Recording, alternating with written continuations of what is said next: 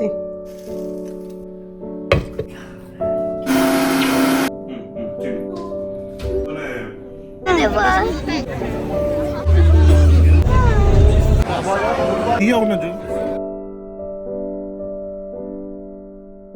Hi hello, ఎలా ఉన్నారందరూ? బాగున్నారా?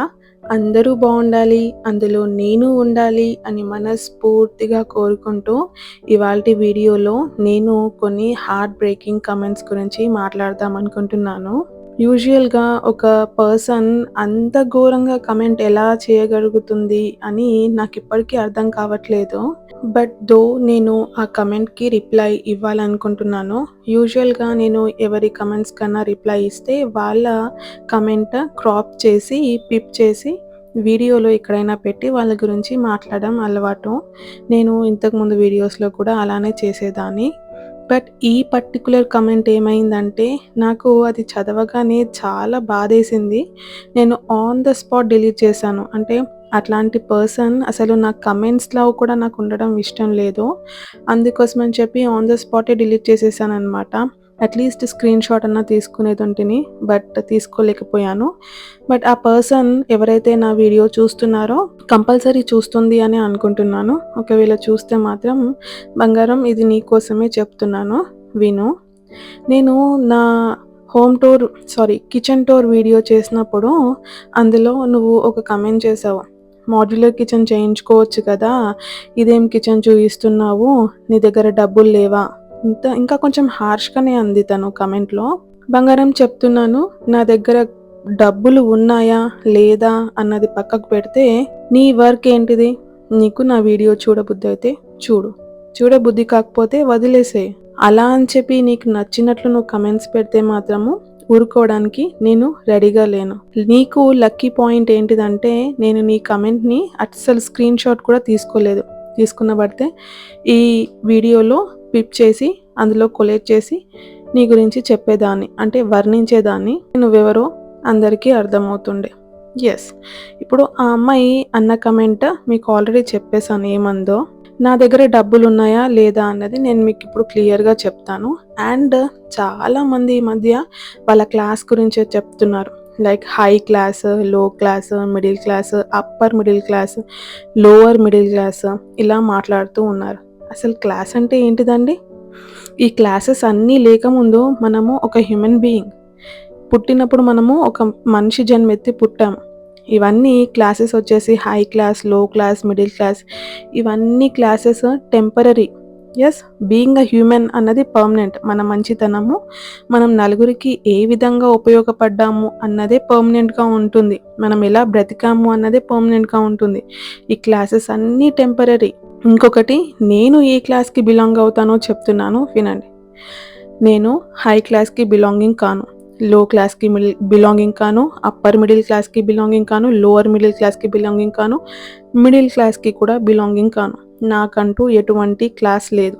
నేను upper middle class, high class అని నేను వర్ణించుకుంటే నా కింద స్థాయిలో ఉన్న వాళ్ళని కించపరిచినట్టు, దిగజార్చినట్టే అవుతుంది అని నా ఫీలింగ్.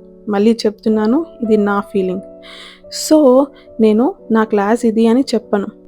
99.9% ఎస్, నేను ఒకవేళ high class, upper middle class అని చెప్పుకుంటే 99.9% మనుషులకి ఏమీ అనిపించకపోతుండొచ్చు. Okay, she belongs to that category అని అనుకుంటారు. 1% ఎవరైతే ఉంటారో వాళ్ళు ఎలా ఉంటారో చెప్తాను. అయ్యో, తన దగ్గర ఇవన్నీ ఉన్నాయి, so she belongs to upper middle క్లాసా, తన దగ్గర ఇవి ఉన్నాయి, ఇవి నా దగ్గర లేవు, సో నేను అప్పర్ మిడిల్ క్లాస్ కేటగిరీలోకి రాను అని బాధపడతారు చూడండి. వాళ్ళ కోసం నేను నా క్లాస్ ఏంటో చెప్పట్లేదు. So you can relate me in all the categories. High క్లాస్లో ఊహించుకోవచ్చు, లో క్లాస్లో కూడా నన్ను ఊహించుకోవచ్చు. I belongs to all the classes who are watching my videos. నా వీడియోస్ ఎవరెవరైతే చూస్తున్నారో బంగారమ్స్, మీరు ఏ క్లాస్లో ఉన్నారో ప్రతి ఒక్క క్లాస్లో నేను ఉన్నాను. అర్థమవుతుందా? నేను హై క్లాస్ అని వర్ణించుకోను, అప్పర్ మిడిల్ క్లాస్ అని వర్ణించుకోను, మిడిల్ క్లాస్ అని వర్ణించుకోను, lower middle class, low class అని కూడా వర్ణించుకోను. I don't have any class. నేను నలుగురికి అలా పోర్ట్రే చేసుకోవడం కూడా నాకు ఇష్టం ఉండదు. నాకు పర్సనల్గా ఇల్లున్నా, కారున్నా, బంగ్లాలున్నా, ఏమున్నా, ఇంకా ల్యాండ్స్ వగేరా వగేరా ఎన్నున్నా కానీ పెయి నిండా వేసుకోవాల్సినంత బంగారం ఉన్నా కానీ నన్ను నేను అలా వర్ణించుకోవడం నాకు ఇష్టం ఉండదు. So I won't belongs to any class. ఇప్పుడు మాడ్యులర్ కిచెన్ గురించి మాట్లాడుకుందాం, తను కమెంట్ చేసిన దాని గురించి. ఇక్కడ లండన్లో మా వారు 2 years ఉన్నారనమాట. సో మేము వచ్చేసి ఒక 6 months యూకేలో ఉన్నాము. ఇప్పుడు ఇండియాకి ఢిల్లీ ఎట్లా, యూకేకి లండన్ అట్లా అనమాట. లండన్లో కూడా మేము central London, parliament, London I, London bridge ఎక్కడ ఉంటాయో అక్కడ ఆ ప్లేస్లో ఉన్నాం. అక్కడ కాస్ట్ ఆఫ్ లివింగ్ వచ్చి చాలా ఎక్కువ, అసలు ఒక పర్సన్ అఫోర్డ్ చేయలేడు. అలాంటి ప్లేస్లో మేము అపార్ట్మెంట్లో ఉన్నాం. ఇండివిజువల్ హౌసెస్ అయితే అక్కడ మనకి 80,000కి దొరికిపోతాయి ఇండియన్ కరెన్సీలో. అదే అపార్ట్మెంట్లో ఉన్నామనుకోండి 2,50,000, మళ్ళీ చెప్తున్నాను 2,50,000 రెంట్ కట్టి మేము అపార్ట్మెంట్లో 6 months ఉన్నాం. మా వారు మా కోసం అపార్ట్మెంట్ తీసుకున్నారు, ఎందుకంటే పిల్లలు ఉన్నారు, ఇండివిజువల్ హౌసెస్లో చలి ఎక్కువగా ఉంటుంది అండ్ అంత బాగుండయి థింగ్స్ కూడా. ఇక్కడ అపార్ట్మెంట్స్లో అంటే మనకి ప్రతి ఒక్కటి వాళ్ళే ప్రొవైడ్ చేస్తారు. ఫర్నిచర్ నుంచి ఎలక్ట్రానిక్ వస్తువుల వరకు ప్రతి ఒక్కటి వాళ్ళే ప్రొవైడ్ చేస్తారు. So we thought that it is safe and పిల్లలకు కూడా వెచ్చగా ఉంటుంది, అంటే వేడిగా ఉంటుంది అని చెప్పి వి చూస్ అపార్ట్మెంట్. దాని రెంట్ వచ్చేసి మంత్లీ 2,50,000. మేము అక్కడ ఉన్నందుకు తిండి ఏదైతే ఫుడ్ తిన్నామో ఫుడ్కి, మేము వేసుకున్న బట్టలకి, ఎక్స్ట్రా షాపింగ్కి, ఇంకా లండన్లో ఉన్నప్పుడు షాపింగ్ చేస్తాం కదా ఆ షాపింగ్కి, అవన్నీ కౌంట్ చేస్తే దానికి వేరే లెవెల్ ఆఫ్ ఎక్స్పెన్సెస్ అయినాయి మాకు. 6 months మేము లండన్లో ఉంటే 2,50,000 కౌంట్ చేసుకోండి. 4 నెలలకు ఎంత అవుతుంది? 10 లక్షలు. ఇంకా 2 నెలలు అంటే 6 నెలలు 15 లక్షలు అవుతుంది. 15 లక్షలు జస్ట్ మేము లండన్లో ఒక అపార్ట్మెంట్లో ఉన్నందుకే కేటాయించాను. అవే 15 లక్షలతోటి నేను ఇంటి ఫ్రంట్ డోర్ ఉంటుంది కదా, గుమ్మం ఏదైతే ఉంటుందో దానికి బంగారంది ప్లేట్ వేయించుకోగలిగేదాన్ని. అప్పుడు 2023లో బంగారం ధర 60,000 అరౌండ్ ఉండే. బంగారుది ఏమంటారు, ప్లేటింగ్ వేస్తారు కదా, అది గుళ్ళల్లో చూస్తాం కదా డోర్స్కి, అలాంటిది వేయించుకునేదాన్ని విత్ ఎంబ్రల్స్, పర్ల్స్, డైమండ్స్ అన్నీ వేసి. అంత డబ్బు లండన్లో నేను ఖర్చు పెట్టాను. ఈ మాడ్యులర్ కిచెన్కి ఎంత అవుతుంది? మహా అంటే 1,50,000, 2 లక్షలు అవుతుండొచ్చు. I can afford that modular kitchen. మళ్ళీ చెప్తున్నాను, I can afford that modular kitchen. బంగారం నీకే చెప్తున్నాను, I can afford that modular kitchen. నేను ఎందుకు చేయించుకోవట్లేదు అంటే నాకు నీడ్ లేదు. నాకు ఇప్పుడు ఏదైతే కిచెన్ ఉందో దాంతో నేను సాటిస్ఫైడ్గా ఉన్నాను. ఒకవేళ నాకు మాడ్యులర్ కిచెన్ కావాలి అని నేను మా వారిని అడిగితే, బ్లింకిట్ తెలుసు కదా యాప్, మనకేమైనా గ్రాసరీస్ కావాలి అనుకుంటే ఇట్లా బుక్ చేయగానే 10 minutesలో ఎలా వస్తాయి గ్రాసరీస్ ఇంటికి, అలా నాకు మాడ్యులర్ కిచెన్ కూడా వచ్చేస్తుంది. జస్ట్ ఇలా కళ్ళు మూసి తెరిచే లోపల నాకు మాడ్యులర్ కిచెన్ వస్తుంది. టచ్ వుడ్ అంత బాగానే ఉన్నాము, మరీ ఘోరంగా లేమన్నమాట ఫినాన్షియల్లీ.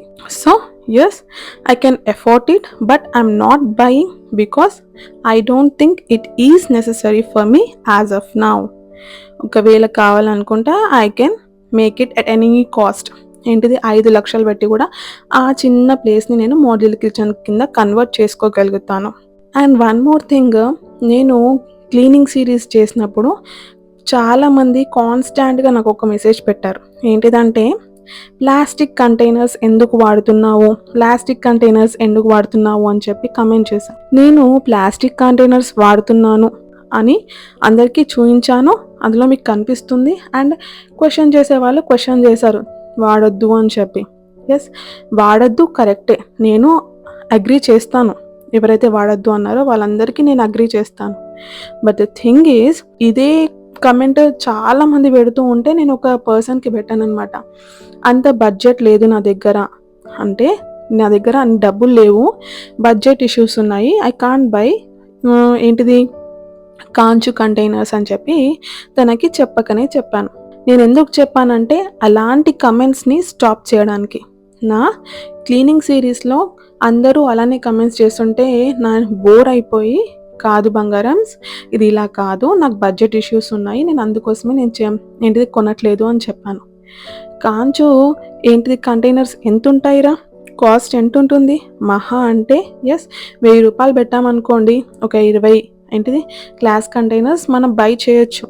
పోనీ 2000, 3000 అనుకుందాము గ్లాస్ కంటైనర్స్ ఒక 20 వచ్చేస్తాయి. అన్నీ నింపేసుకొని పెట్టేసుకుంటాను. ఫస్ట్ థింగ్ ఏంటిదంటే నాకిద్దరు పిల్లలు చిన్నగున్నారు అండ్ వాళ్ళు పడేశారనుకోండి, యెస్ పైసా పోతుంది, దాంట్లో ఉన్న పదార్థం కూడా పోతుంది. అది ఫస్ట్ థింగ్ నేను కాంచు కంటైనర్స్‌కి ఏంటిది అగెయిన్స్ట్‌గా ఉండడానికి రీజన్. ఇంకొకటి ప్లాస్టిక్ కంటైనర్స్ సేఫ్ కాదు అని అంటారు. ప్లాస్టిక్ కంటైనర్స్ సేఫ్ కానప్పుడు మన గవర్నమెంట్ ఎందుకండి అమెజాన్‌లో ఆ ప్రొడక్ట్స్‌ని సెల్ చేయనిస్తుంది చెప్పండి? సెల్ చేయనీయద్దు కదా! ఒకవేళ అది అన్‌సేఫ్ అయితే ప్లాస్టిక్ కంటైనర్స్ అనేటివి అన్‌సేఫ్ అయితే మన గవర్నమెంట్ దాన్ని బ్యాన్ చేస్తుంది కదా! ఇట్ ఈస్ సేఫ్ అందుకోసమే కదా మనం అమెజాన్‌లో, ఫ్లిప్‌కార్ట్‌లో ఈ కంటైనర్స్‌ని మనం చూస్తున్నాము. ఇంకో విషయం ఏంటంటే ఒకవేళ ప్లాస్టిక్ కంటైనర్స్ అసలు సేఫ్ కానప్పుడు నా పిల్లలు, నా ఫ్యామిలీ కోసం నేను ప్లాస్టిక్ కంటైనర్స్ ఎందుకు కొంటాను? Being a mother, being a wife నా ఫ్యామిలీ బాగుండాలని నేను కోరుకుంటాను కదా! కోరి ప్లాస్టిక్ కంటైనర్స్‌లో పదార్థాలేసి నింపను కదా! అర్థమవుతుందా? ఇంకోటేంటిదంటే లాస్ట్ ఇయర్ పచ్చడి పెట్టామనమాట. మామిడికాయ పచ్చడి. ఆ పచ్చడిని నేను గ్లాస్ కంటైనర్‌లో స్టోర్ చేసి పెట్టాను.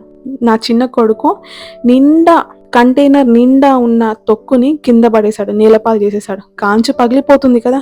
దాని పార్టికల్స్ అన్నీ తొక్కులో పడిపోయాయి. తొక్కు వాడతామా? తింటామా? మొత్తం తొక్కంతా డస్ట్‌బిన్‌లో వేసేశాను. అలా అయింది.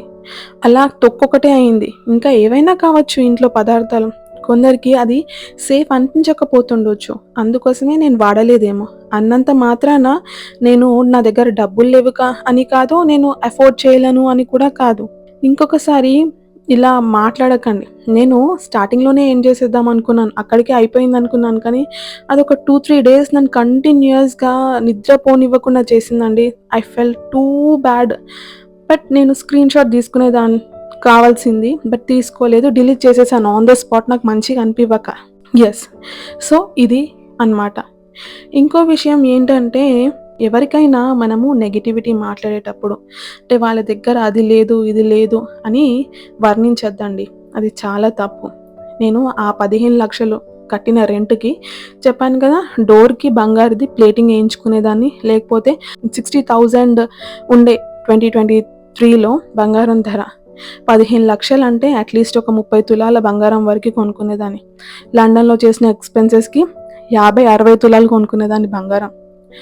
నా పిల్లలు రేపటినాడు మమ్మీ నా ఫస్ట్ బర్త్‌డే నువ్వెక్కడ సెలబ్రేట్ చేశావు మమ్మీ అని అడిగితే, నీ బర్త్‌డే నేను లండన్‌లో సెలబ్రేట్ చేశానురా.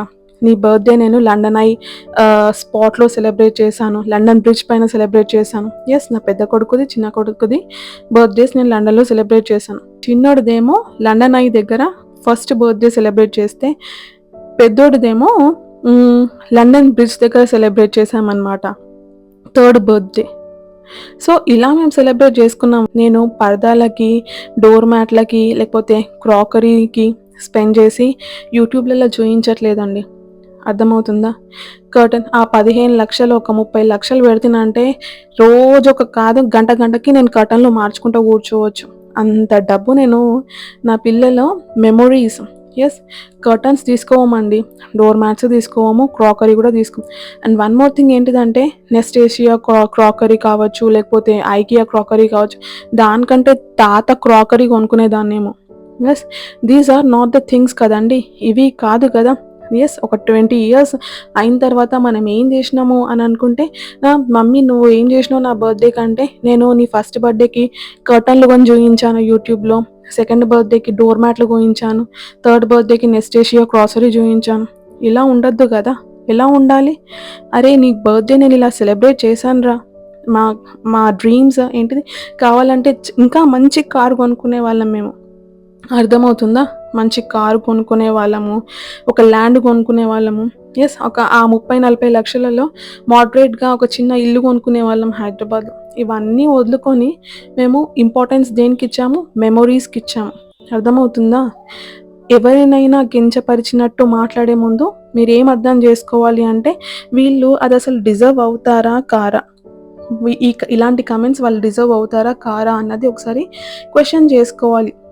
మిమ్మల్ని మీరు డిజర్వ్ చేసుకున్నప్పుడు మాట్లాడాలి.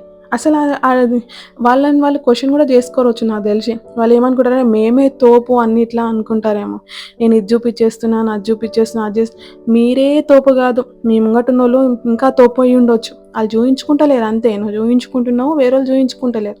వేరేవాళ్ళు చూయించుకుంటలేరన్న మాత్రాన వాళ్ళేం దిగజారిపోయినట్లు కాదు. లో క్లాస్ కాదు. నీకంటే హై క్లాసే ఉండొచ్చు. అర్థమైపోయి ఉండొచ్చు అర్థమయ్యే వాళ్ళకి. ఇలానే లవి చెప్తూ ఉంటారనమాట కొందరు.